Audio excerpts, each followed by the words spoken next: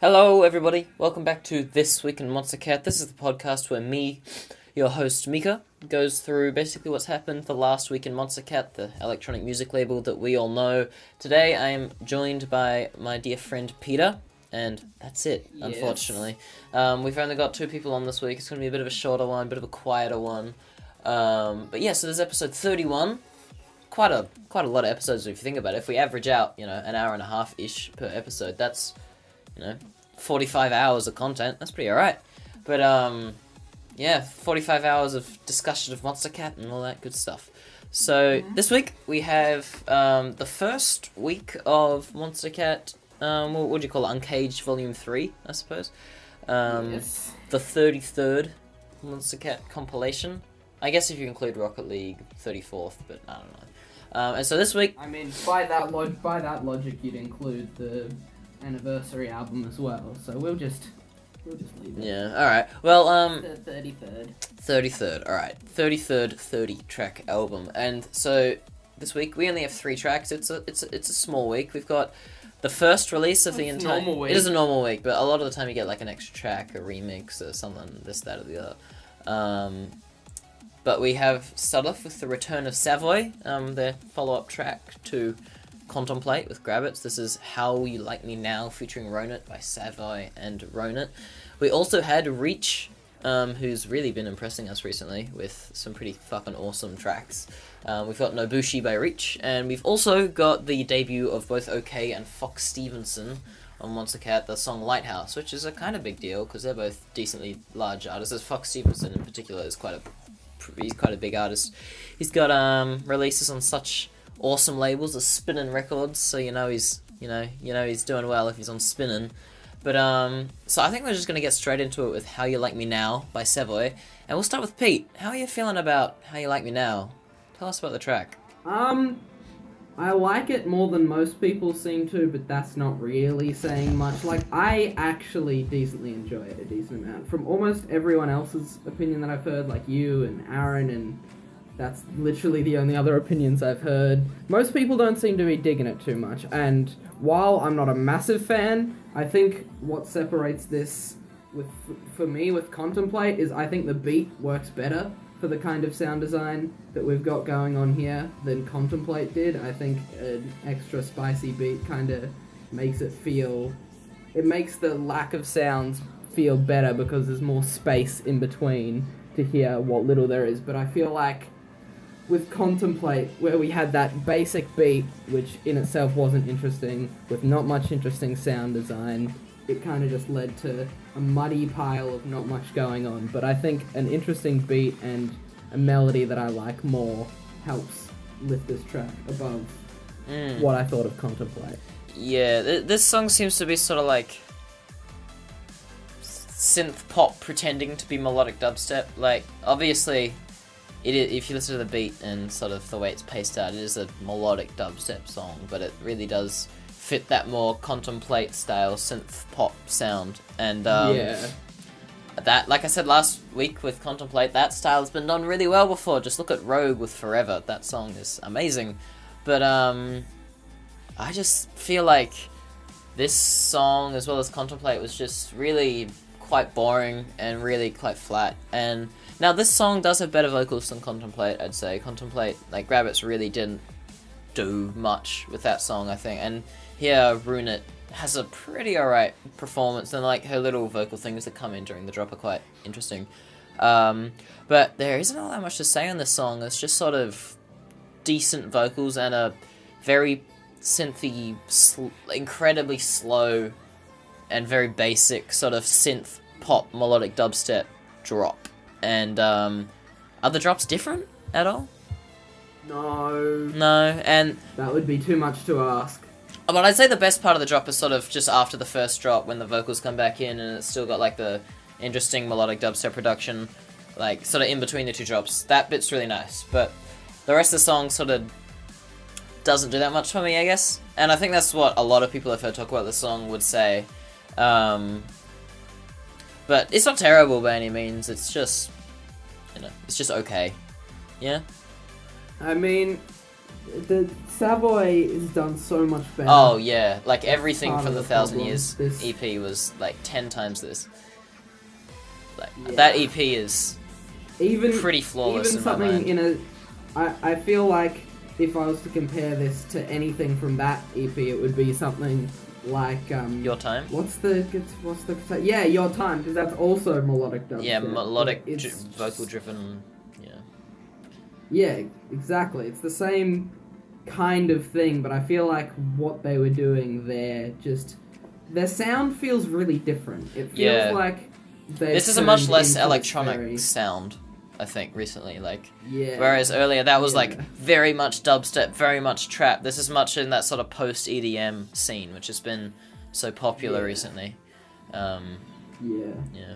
Once again, something can be done very well when it's done right. I can't even tell you how obsessed I am with that Pegboard Nerd song. Yeah, that But that this style of is- stuff can be really good. Like the Things Change LP. There's some really good shit on that. Yeah. Um, But this and Contemplate just feel like, hey, look, it's this thing. It doesn't do anything to separate itself or make itself unique in some way. It just feels like the most basic song of this genre. yeah, exactly. Yeah, definitely. All right. Dude, nice bird. Yeah, I know. Yeah, if to the listeners, I'll just say I'm recording outside this week because there's some loud stuff going on inside my house, and so I'm out in the shed, in the cold metal shed, and so if you hear some more natural sounds in the background, that's why. What's going on in the house? Just family members running around, little baby sister being Ugh. 3-year-old and Ugh. crazy. Yeah, Dude, we gotta have your sister as a guest on the podcast sometime. I'm sure that would lead to some really good discussion. yeah. But so is that all you have to say for how do you like me now? Unfortunately. Yeah. So I think we can both agree pretty it's just quick like start. there's just not all that much to it, and it's not terrible, but it's pretty bad for Savoy standards. It's like 5.5 out of 10. Yeah, It's I slightly agree. above. It's the yeah, it's got that one bit in the Yeah. middle I really like, but everything else is just blah. Yeah.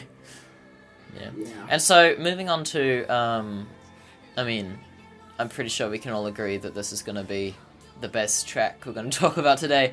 We got No Bushi for by sure. Reach, which is, it's fucking awesome. This My is boy Reach. you don't often get songs that are so well themed, and especially the sort of Asian theme is something which isn't done in EDM enough and can work really well when it is. Like, look at Gunmetal Black, look at Wuxia, look at this, look at Nurture. All really, really cool themed songs. And that sort of, I'm not sure what you call it, I think it's called a pan flute that they use at the very start of this. It's really cool. And, the whole just sort of, Asian, battle thing the song has with the hard trap and the theming is really incredibly well done and well produced. This song does it better than Gunmetal Black, if you ask me.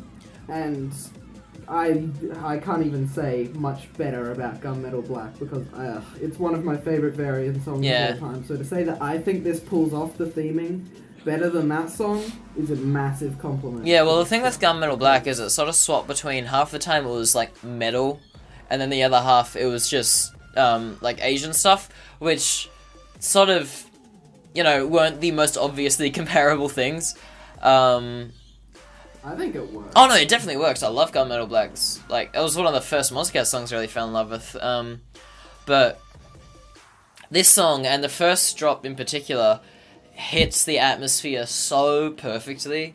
It's incredible. Like, the first drop of the song is actually in a nice way quite, like, restrained for trap. It doesn't go, like, full bassy. It doesn't go full, like, really, really loud. It leaves quite a lot of room in the drop for, little melodies and things. And even though it was a heavy, sort of bassy trap song, the first drop at least has a lot of sort of space in it, which I really, really like, and isn't something that's done very often in trap. Would you agree? Yeah, I think one of the awesome things about it is it's got that satisfaction in the first, like this is the first drop especially. It's got that satisfaction that a really heavy drop gives you, but it does it without using very heavy noises. That's what's so cool about it to me. It does Exactly. it pretty much. The only two things are like there's a brass note at the start, and then there's just the pan flute stuff. And I don't know how he managed to make pretty much just that sound. I know, so it's just so smooth, EDM song, you know, it's so smooth and dramatic and, like, it just carries the song intense, so well. Intense. Yeah. It's amazing. It's like, I didn't expect something this unique. I mean, actually, I did expect something this unique coming out of Reach, but not in this style. I expected something just, like, stupidly ridiculous sound design coming from Reach, but not this more sort of, you know, interesting, nuanced sound, which I really, really dig. Like, this is a really well done trap song. And, like... I feel like... I just thought about this just now. This song... This is Reach learning from his mistakes, if you ask me, with Bollywood stuff. Yeah. Look back to that song. Think about the theming in the start of that song and the off drops, and how it's just not even slightly present in the drops. I feel like this is him learning from that and actually carrying that awesome theme into the drop. And I feel like if Bollywood Stunner had done something like this song, it could have been really good. But this feels like what he should have done with a song like that in the first place. Really carry the theme throughout the whole song. Yeah. And I mean, I'm not sure if we're going to have as much positive to say about the second drop. It's still, don't get me wrong, the second drop is really good. But my issue with it is that, and I've talked to Pete about this before, and I think we both agree, is that the second drop doesn't stick to the theme nearly as closely, if at all, to what the first drop does. Which isn't the end of the world, because it's still quite a cool sounding drop. The drop reminds me a lot of Kuro, like, a lot. And that's definitely not a bad thing. It, like, contrasts the sort of... It's a much heavier, much more sort of full sound in this second drop. And it sort of contrasts the first half being, you know, quite slower trap, and the second half being hardcore. Is it hardcore? I think so. Yeah. Which really gives me those Kuro vibes. And this is as good, if not better, than a lot of Kuro's stuff, and so I'm totally fine with it, even if it does stray away from the theme a bit. Yeah. But then, even after that drop that strays away from the theme, the ending gives you, like, a full minute of the theme again, which is awesome. It's really, really nice. The ending is fucking... It's really good. I'm surprised, I don't know how he managed to fit a, like, minute-long ending into this song this when feels it's only like 3 minutes. Yeah, it feels like a 4-minute track, but it's only a little over 3, which is impressive. That's a good thing to do. I mean, I think part of it is because, like a lot of Noise Storm's track, there is, like, almost no gap between the first and second drop. Yeah. It, like, the first drop ends, it has, like, maybe a couple bars of a little bit of the theme again, but then it goes, like, right into the next build-up. Yeah. Which is why it manages to have so much room at the start and the end of the track. And the drops, at least the first drop, it's not actually that long. No, not at all. I mean, it's really impressive because it fitting a, like, definite theme and atmosphere and feeling into a song, like, and a complex feeling, not just like, this is cool sounding. Like, fitting an actual, like, really good theme and feeling into a track in just 3 minutes is really impressive. And not many artists can do something like that. Like, most trap and bass producers, they'll just, like, produce a 3-minute long, cool-sounding song, because, you know, there's not enough time to fit, like, a full sort of story and feeling into the song. But this song totally nails that, which is why I'm really happy to see this, you know, coming out, especially on Monstercat, which seems to be moving away from the more sort of storytelling side of bass music, you know, recently, with, you know, the influx of bro step and that sort of thing. And yeah, I love this song. This is a really, really good song in my mind. Reaches. Yeah, he's exciting. Like, you know, of course that debut didn't thrill anyone, but like, yeah, fucking reaching his reverse Kuro. Yeah, having a new bass artist that's actually doing creative and interesting stuff and isn't just another bro step artist is really, really good to see. And as much as Riot's good, you know, this is what I'd like to see more out of Monstercat instead of just, you know, another bro step artist or another, you know, whatever. Yeah. But yeah, no, this is awesome. Do you have much more to say on it? No, not really. Yeah. Album art's awesome as well. Yeah. Yeah. Which I think brings us to the last track. God, we've got through this quick. How long is this recording? 14 minutes. Jesus, this is going to be like a 35-minute podcast. That's alright. Alright, so we got Lighthouse by OK and Fox Stevenson. And like I said, I don't know much about OK, but I know Fox Stevenson is quite a big artist. And so, it's quite... This is quite a stray from his usual style. Yeah, isn't he a dubstep artist? D&B. Oh, no, D&B. he makes a lot of D&B. What yeah, style? Him and Faint collaborate quite a lot. Oh, is he a Fainty D&B producer? Yeah. Oh dear. Yeah. No, but I mean, I'll start off. I think I only heard this song for the first time like 20 minutes ago, and I had heard the preview of it, and the preview was not impressing me because all it showed was a bit of the vocals. And I mean, it's not going to surprise anyone when I say I really dislike the vocals in the song. They're really highly processed and remind me of like Owl City, sort of, which is. I know Pete will disagree with me on this, but I don't want to be reminded of Owl City ever. But when this song drops, and this is one of those songs that's really just built around the drop, and the rest sort of, at least to me, just falls behind and is barely worth mentioning. It's just like sort of shitty vocals and basic production. But the drops sort of caught me off guard. I just was expecting future bass from this, but this is more of a sort of treading the line between trap and future bass in the same sort of way that Drolo or San Holo can do that. And I think that this drop, while it's not incredible, it's a lot more interesting than I was expecting, especially happy. It's sort of a very upbeat, happy, melodic trap song with a sort of interesting and quite fast melody. And, I mean, I don't love it, it's quite basic, but the beat is fine and the melody is interesting, and especially in the second half of the drop where the melody gets like really sort of tinny and ugly sounding. I quite like that. It's quite a cool thing. But I mean, this song has very little to say. Both the drops are the same. The off drops are bad. The drops are interesting enough. They're fine. But yeah, that's what I have to say on it. This is a passable song. What do you think about it, Pete? I mean, I'm surprised that you like it more than me. That's for sure, because that's a better review than I would fucking give it. Mostly because the fucking lead in the drop needs to die. Yeah. I hate it. It's so annoying, especially Yeah. because a lot of it is on the same pitch. Like, I'm not saying it's all on the same pitch, but enough of it is on the same pitch that it starts to become annoying. That's what frustrates me most. Because I agree about the stuff you're saying with the beat, and I really like the second half of the drop, where like the melody kind of becomes really glitchy and weirdly paced in a way that would remind me of that bit in Victory that I love so much. Yeah. And that's cool. But the main bit, like at the start of both drops with the lead, I hate it. I seriously hate it's it. sort of... It's just annoying. It's just irritating. Reminds me a bit of, And that's not something I want to... It reminds me a bit of, what is it? And I know you'll disagree with me because you actually like the song, but it reminds me, the way it sounds like it's annoying you, reminds me of how the main lead in, that recent Grant song annoyed me. Not the Conroe one, but the earlier one. Yeah, no, I know what you mean, Like, the second part of the drop in that song was okay, and it's the same here. I agree, though. The main lead at the start of this can be pretty ear-piercing and annoying, and like you said, it does just repeat that one note with, like, little ups and downs every so often. But, I mean, are we in agreement on the vocals in this song? Oh, fuck that. Don't like it at all. They're terrible. It's just another example of vocals adding nothing but filling space in a song. Like, what meaning is this song meant to convey? You can be my lighthouse, baby. Like, what does that, like, what does that add to the world? Those words. I don't know. I mean, I just want to know what that means. Yeah, I mean, this is one of those songs where if it didn't exist, nothing would change in the world at all. But I'm not mad that it exists. It's whatever. I'll forget about it as soon as I press stop on this recording, and I'll remember it in 3 months and rate it somewhere like number 20 on the album, I'm sure.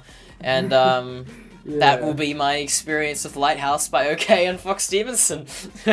This song just, it reminds me of the whole two artists doing something that they wouldn't normally do for no particular reason whatsoever. Quite reminds me of Over the Edge. Now this song is better than Over the Edge, but it feels just as pointless. Yeah. It feels just like, here's two artists that would never make anything like this normally. Actually, I'm not sure what OK does, but I know this is very different for Fox Stevenson. Yeah. To just come in here and make something like this. And honestly, probably, I wouldn't be surprised if either of these guys just never made a song on Monstercat again. Yeah. But, it's just pointless.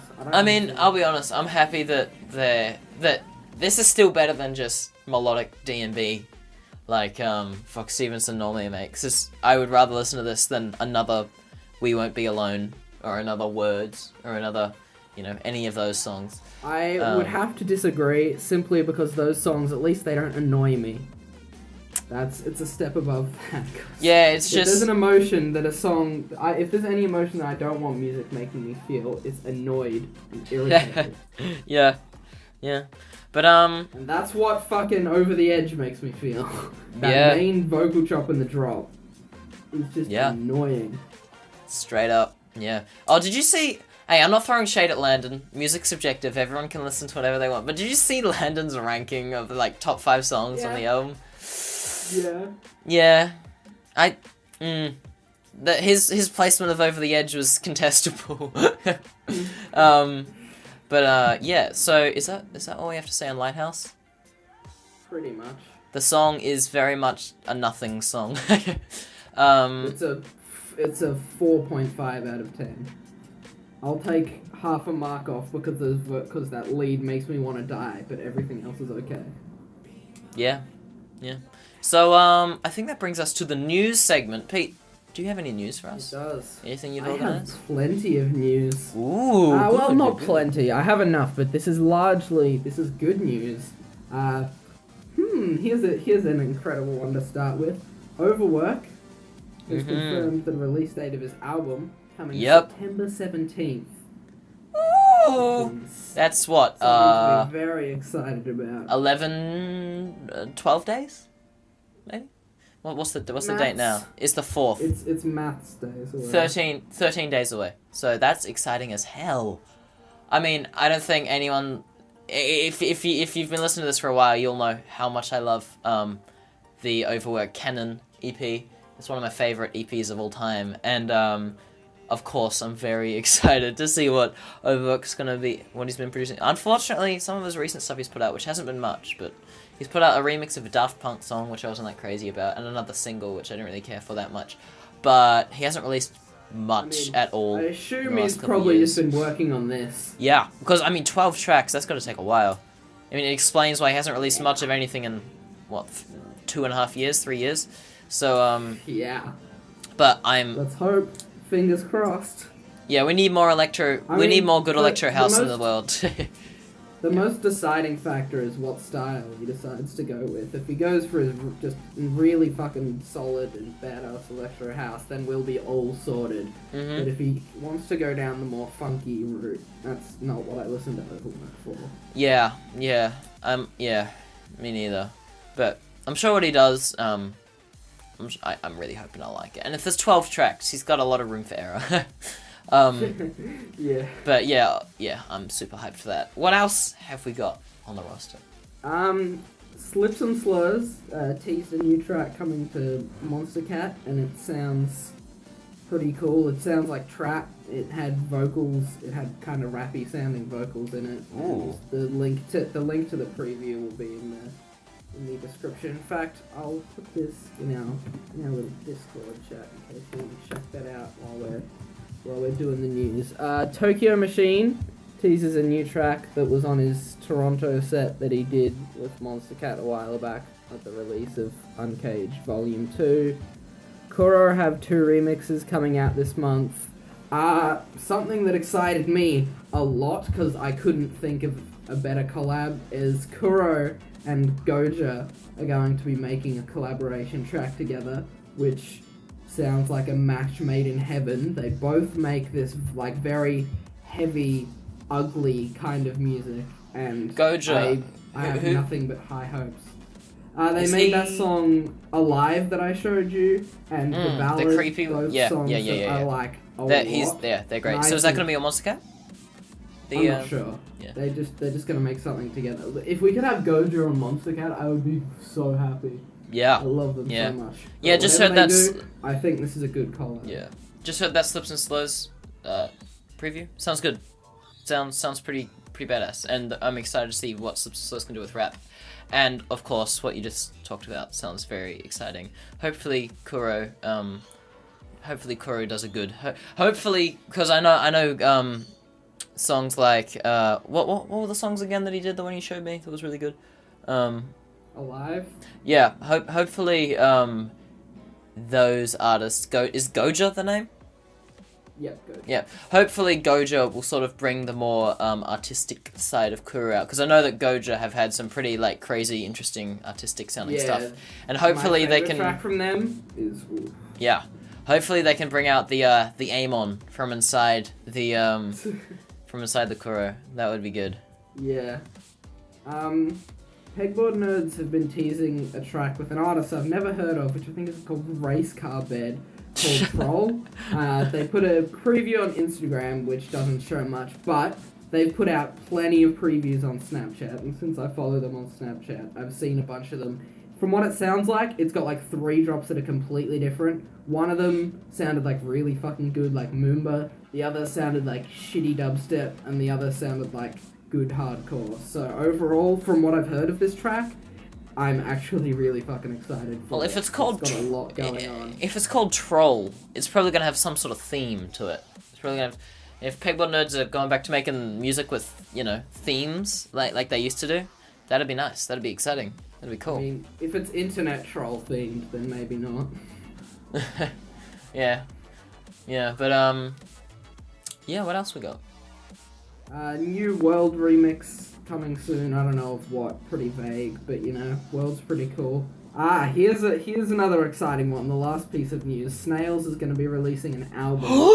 Very, very. I saw that. I saw an album from full Snails. album. So that's not something. What is Snails gonna try and do? Is it just gonna be like? I hope it's more than just an album of like, fart bass. Like, if he because I would love to see what Snails would try to do. Because from the preview, it sounded like he was at least trying to convey some sort of like really dark, sort of slightly, what would you call it, like taking the piss at, like horror sort of things. But if it has some sort of like theme or linking feeling or sort of plot between the songs, I reckon Snails could do something really cool and like, sort of B-movie horror themed thing, which could be really interesting. But even if it's just a bunch of cool bass songs, I can't deny how cool his fucking sound design is. Lordy Lord, I love Snails. Yeah. Yeah, what else? That's it for the news. Oh, that's it? So, I'm still trying to remember the order. Do we go to the non-Monstercat one now? I think we do. We go to the Monstercat. Yes, alright. So, this is the segment, I think the second last segment we're going to do on the podcast today, in which basically what happened last week is we went to a random number generator and we chose an album that's on Monstercat, everything between 28 all the way down to album 1. And now what we're doing with that album, which this week is album 16, we are going to basically pick a track that we want to talk about from that album, either because it's really bad, really good, or just interesting and has something good to talk about. Now, Pete, do you have a song prepared that you want to talk about from album 16? No, I don't, but I'll think about it. Yeah? You go first. Alright, well, album 16, we've talked about this album before. It's got, it's one of, in my opinion, one of the best albums on the label. And I think last time I talked about it, I remember what I talked about last time. This time I'm going to talk about, last time I talked about Daydreamer by 2/3, which is one of my all-time favorite tracks. And this time I'm going to talk about the obvious pick. It's been, in my top 5 Monstercat tracks ever since I heard it, pretty much. Wait, no! Act 3 isn't on this album. Shit. Alright. Jesus. Alright, now I'm lost. Where did you get that idea from? Now I'm lost. Where did you possibly get that idea from? I don't understand. Alright, well, in that case, I'm going to choose a forgotten gem of Monstercat. Something that I don't hear people talk about enough, and something that I really think needs to be, mentioned more, because it's a truly, well, it's something. We got Atmospheres with State of Mind featuring In Phase. A truly beautiful and artistic song. It's not even... It's, well, isn't Atmospheres actually TVDS? Yeah. So yeah, TVDS is the side alias of a hardstyle producer called Atmospheres. And I mean, if you know my stance on hardstyle, you're gonna know how I feel about the song. State of Mind by Atmospheres is, well, like a lot of hardstyle, it's a mess. Atmospheres is his whole thing is he's trying to make emotional hardstyle that's like, you know, really beautiful and Sorry, those two words don't go. yeah, in the same sentence. euphoric is what they call it, euphoric hardstyle. But look, buddy, if you want to make something euphoric that's like hardstyle, you gotta make trance. But hardstyle is Even if it not. was hard, even if it was some kind of hardcore, that's fine. But I don't think you can have much emotion with bleh, bleh, bleh, bleh going on the whole time. Yeah, that- which is the problem with atmospheres. It's got the fucking sound that will haunt me till the day I die. Yeah. There's not much to say on the song, and honestly, it's just fucking terrible. But it's a I thought you were meme. joking when you brought it up.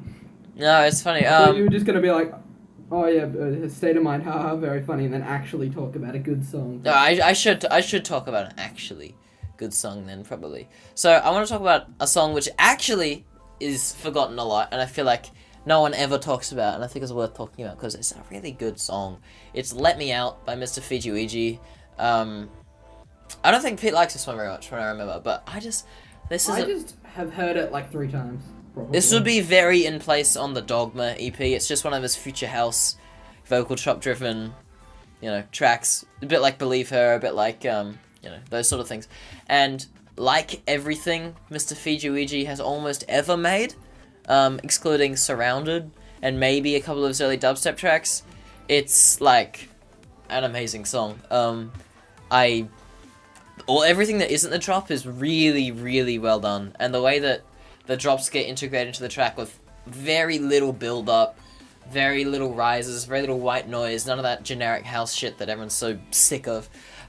It's just a really clean, nice track, which just sort of carries you through, and it's just like quite a chill, nice house track. Reminds me a bit of Entropy and that sort of thing.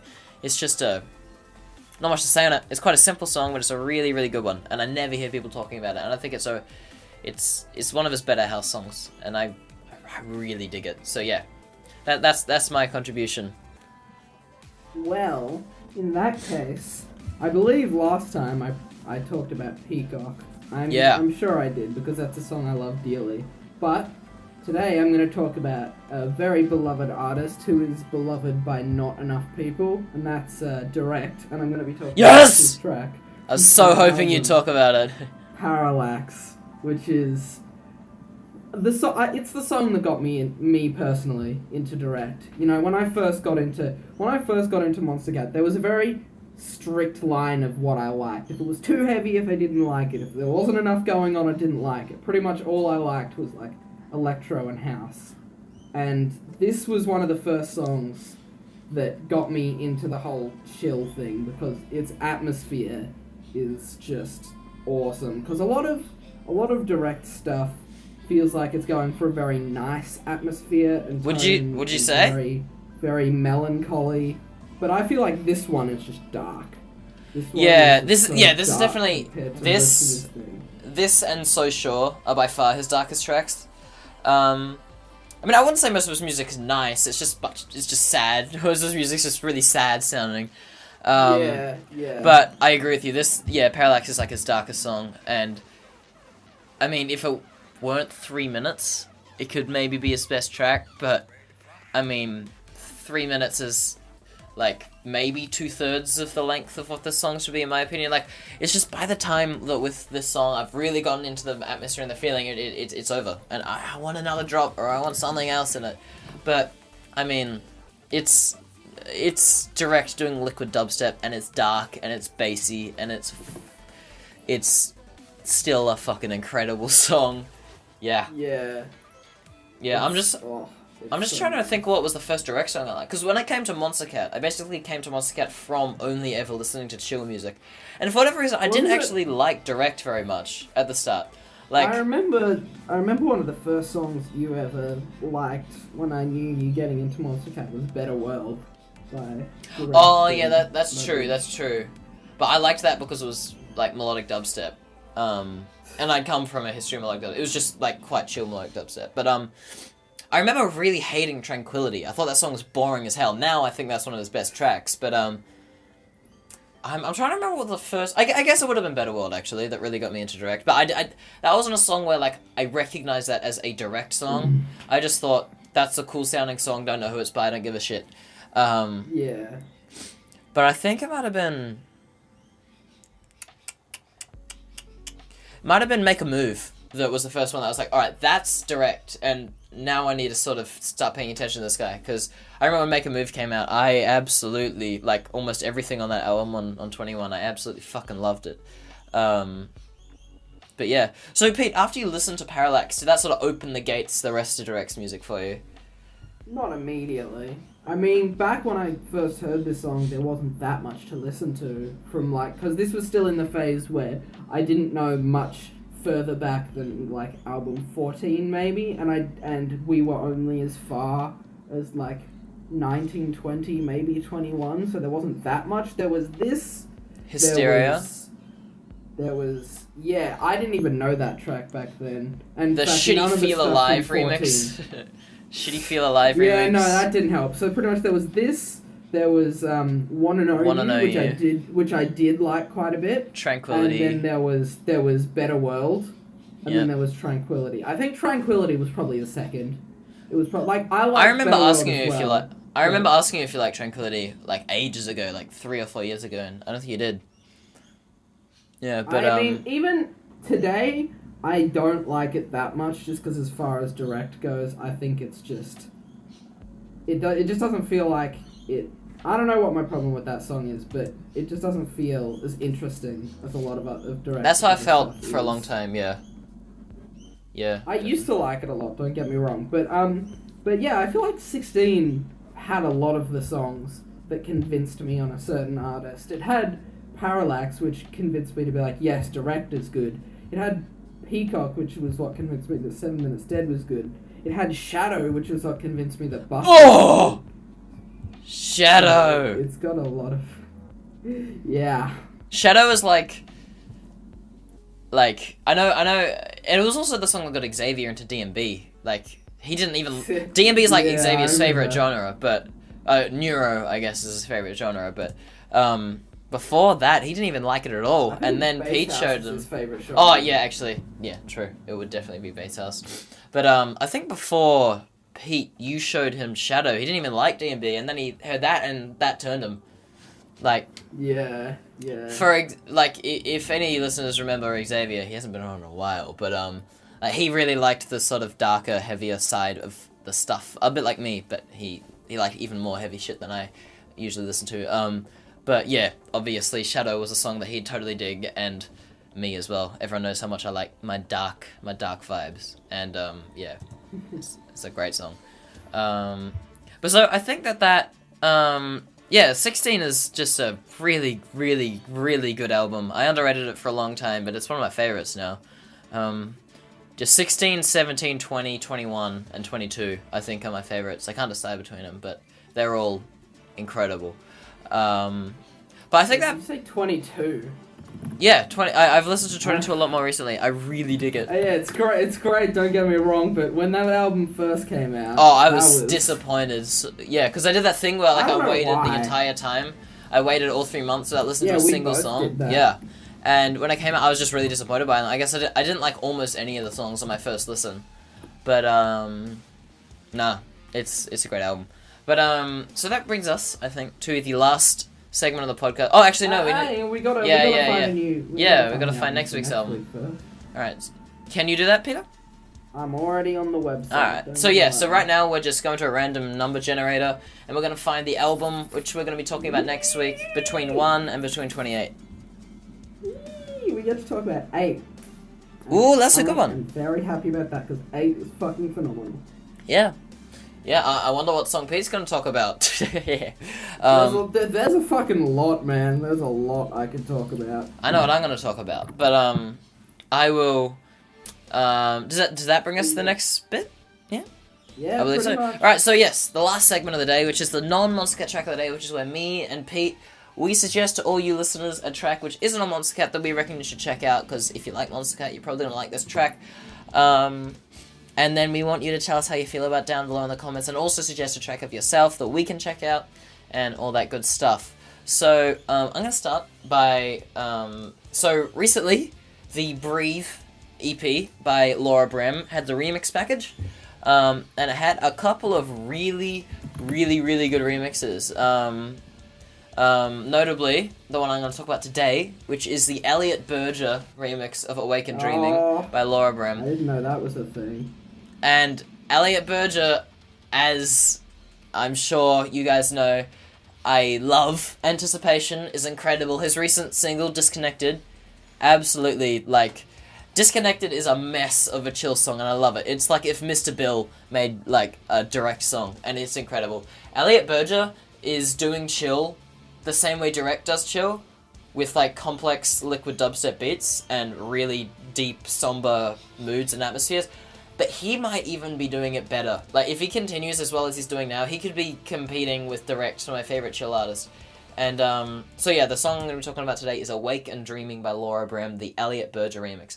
And, I mean, if you like Anticipation, if you like Disconnected, it's in that chill style, and, yeah, this is just a really beautiful track. It's got Laura Brehm doing really, really nice, beautiful, soulful vocals, which is really what she does best. You know, none of that fucking Draper pop shit that she was doing for a little while. And yeah, I absolutely love the song. It's really, really beautiful. And yeah, it's interesting to see Elliot Berger, who was so known for melodic dubstep. Like, that was, like, he was one of the, back in 2014, 2013, when melodic dubstep was really kicking off, he was one of the bigger, you know, he had a couple of massive NCS releases like The Nameless, which has just got millions and millions and millions and millions of views, and is, you know, one of the most famous songs on the entire label. And it's really interesting to see him move away from that into this sort of chill scene, which is really, when you think about it, like, chill would be a much more, like, I imagine chill compared to melodic dubstep would have to be a much smaller market. So it's good to see him sort of just doing what he wants to do, and not letting, you know, what people want influence him.